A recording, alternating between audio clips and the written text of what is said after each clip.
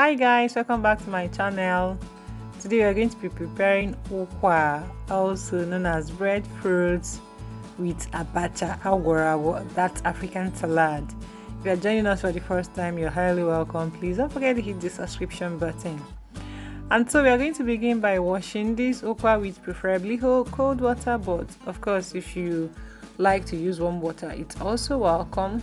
We're going to be washing this Ukwa 2 times so as to remove every trace of sand that you might find in the Ukwa because of how it was processed. So you don't want to be eating sand when you're eating your Ukwa.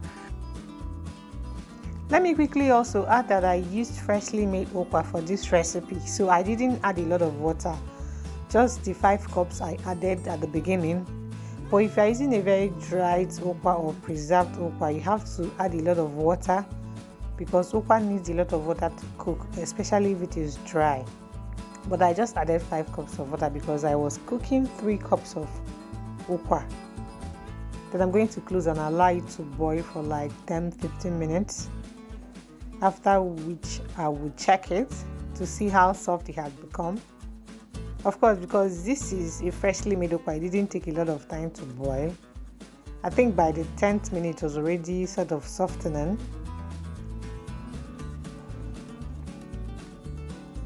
So I went ahead to add my ungo.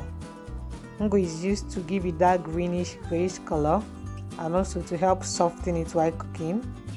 Of course, if you don't have ungo, you can use potash as an alternative. Then I'll be adding some sprinkle of salt. Ukwa has its own natural taste, so you don't need to add a lot of ingredients. But I like to add my Botch sconnet of fresh pepper because I like that, tang the pepper gives it. Then I'm going to be cooking for another 10 minutes. Of course, like I mentioned before, this is a freshly made Ukwa, so it didn't take a lot of time to boil. I think in all it took about 15-20 minutes to boil it, or to cook it rather. Then I'm going to set aside and I'm going to sieve out the water, separate the water from the Ukwa. You can see how yummy and thick it looks.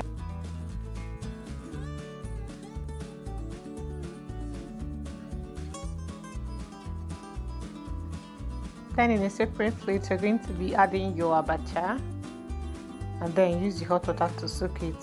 I like to use hot water to soak my Abacha, but some people prefer cold water. Whatever rocks your boat, I use hot water for mine. Then allow it to soak for about 5 minutes, then you sieve out the water. Then in a pot, you're going to be bleaching your oil.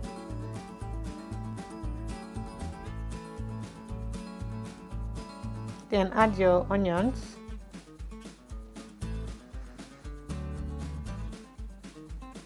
Then salt it for a while. Then you're going to be adding your Abacha first. Then you share your Ukwa into 2. Keep one part for the water, and then the other part you're going to be adding it to the Abacha. And then give it a thorough mix.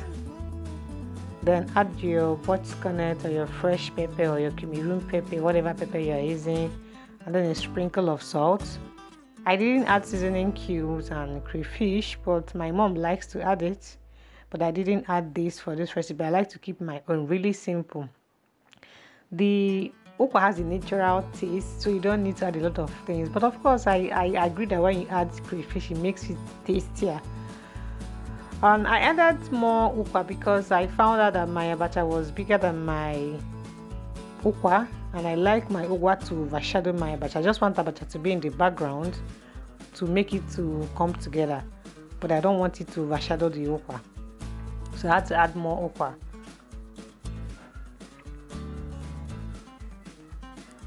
Then you're going to be turning it to incorporate all the whole ingredients on low heat. If you notice, I'm actually using a very low heat. I didn't use gas this time around. I used a low heat because you don't want it to overcook and you don't want it to be too soft. So just on low heat, and then it's done and ready to be served. Then in a separate plate, you're going to be putting the water and then take part of the remaining ukwa to add in the water. The idea is to eat the ukwa alongside the abacha and the water. So yeah, thank you for stopping by. If you're joining us for the first time, please don't forget to hit the subscription button and the notification bell so you don't miss any of our future videos. Thank you.